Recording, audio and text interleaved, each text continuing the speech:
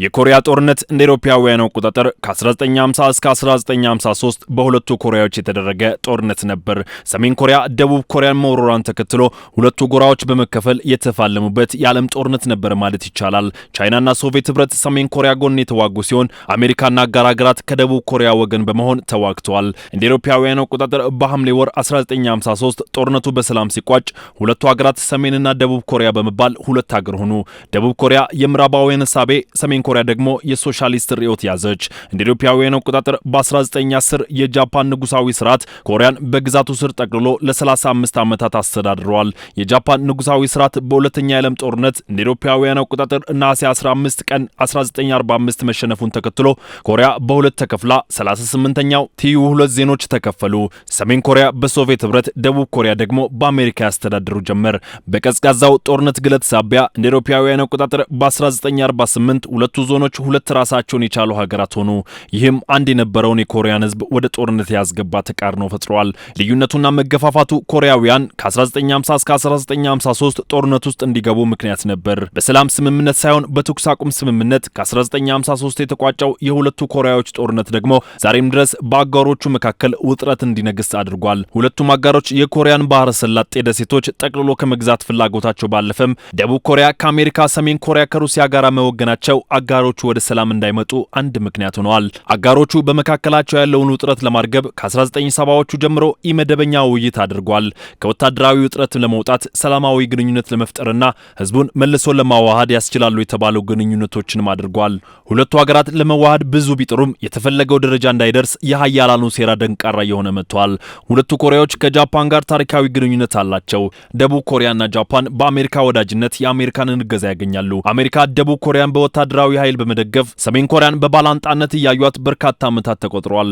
ሰሜን ኮሪያ በጦር መሳሪያና ቴክኖሎጂ ራሷን በየጊዜ ታዘምናለች። የወታደራዊ ትርኢቶችን በማሳየት አቅሟን የምታሳይ ሰሜን ኮሪያ የረጅም ርቀት ሚሳኤሎች ሙከራዎቿ ለአሜሪካና የቀጠናው ባላንጣዎች የደረሰችበትን ደረጃ ታስቃኛለች። የዩክሬንና የሩሲያ ጦርነት የፈጠረው ኃይለኛ ሞገድ ከአውሮፓ አልፎ በኮሪያ ልሳነ ምድር እርግብግቢቱ መሰማት ከጀመረ የጦርነቱ ዕድሜ ያህል ያስቆጥሯል። ደቡብ ኮሪያና ጃፓን የደህንነት ስጋታቸው ሰሜን ኮሪያ ነች። የደቡብ ኮሪያ ፕሬዝዳንት ዩሱክ ዩል በፌንስ ሜንዲንግ ጉባኤ ለመሳተፍ ጃፓን ገብተዋል። የደቡብ ኮሪያ መሪ ለመጀመሪያ ጊዜ ከ12 ዓመታት በኋላ ጃፓን ለስራ ጉብኝት መግባታቸው ተሰምቷል። ፕሬዝዳንት ዩሱክ የጃፓን የስራ ጉብኝታቸው የሁለቱ ጎረቤት ሀገራት እያደገ የመጣውን የሰሜን ኮሪያ ስጋትና እየጨመረ በመጣው የቻይና ውዝግብ ዙሪያ ለመነጋገር መሆኑን የሲኤንኤ ዘገባ ያመለክታል። የሁለቱ ሀገራት የጋራ የደህንነት ስጋት ተግዳሮቶችን ለመነጋገር ባሉበት ወቅት ሰሜን ኮሪያ ረጅም ርቀት ሚሳኤል በምስራቅ ዳርቻ በኮሪያ ባህረ ሰላጤ የውሃ አካላት አራተኛውን የአህጉር አቋራጭ ባሊስቲክ ሚሳኤል መተኮሷ ተሰምቷል። ሰሜን ኮሪያ ከአንድ ዓመታት ባነሰ ጊዜ አራተኛው ረጅም ርቀት ሚሳኤል ተኩሳለች። ደቡብ ኮሪያ የሚሳኤል ሙከራ ግዴለሽ ድርጊት መሆኑና ድርጊቱ የቀጠናውን ሰላምና ደህንነት አደጋ ላይ የሚጥል ነው ብላለች። ይሁንና የጃፓኑ ጠቅላይ ሚኒስትር ፉሚዮ ኪሺዳ ጉባኤ ለዘመናት ቁርሾና ያለመተማመን ያጠላበት የሁለቱ ሀገራት ግንኙነት በማሻሻል የጋራ ጠላታቸውን ለመከላከል ይጠቅማቸዋል እየተባለ ነው።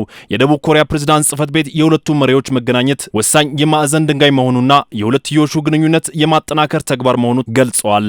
የሁለቱ የምስራቅ እስያ ሀገራት ለዘመናት የሻከረው ግንኙነት የጀመረው ጃፓን በቅኝ ግዛት ወቅት የኮሪያ ልሳነ ምድር መቆጣጠሯ ነው። የሁለቱ ሀገራት ቁርሾ ማለዘብና መልካም ግንኙነት እንዲፈጠር እንደ አውሮፓውያን አቆጣጠር በ1965 ጀምሮ ጥረት እየተደረገ ቢሆንም ያልተፈታ ታሪካዊ ውዝግብ አላቸው።